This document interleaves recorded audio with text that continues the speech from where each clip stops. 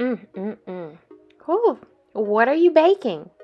That's exactly what your guests are going to ask you. It's okay. You don't have to tell them that it's a wax melt. Today I'm going to show you how we make our apple cider donut wax melt. Stay tuned for more behind the scenes.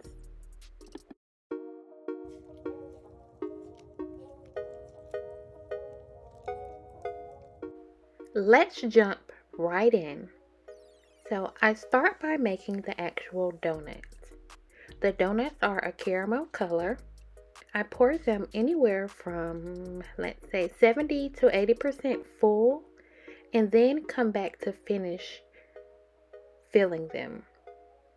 Doing so helps me to achieve a flat surface. I don't like the little indentations when I just pour them full, so I always make sure to pour them close to the top and then come back and pour another layer on top.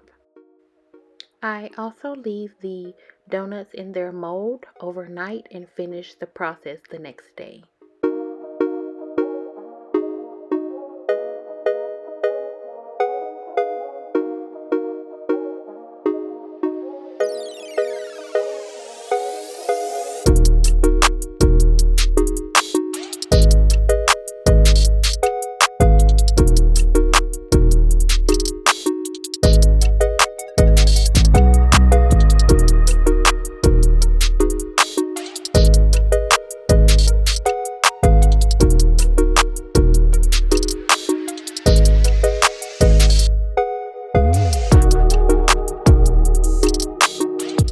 Now I am going to prepare my donuts for dipping.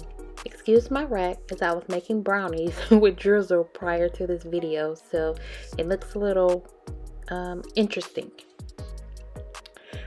So this topping here that you see consists of brown and uncolored wax, which I chopped up. Please note that that takes a very long time to get it very fine, but I did do that, and it's going to resemble the sugar and cinnamon that you see on top of a apple cider donuts.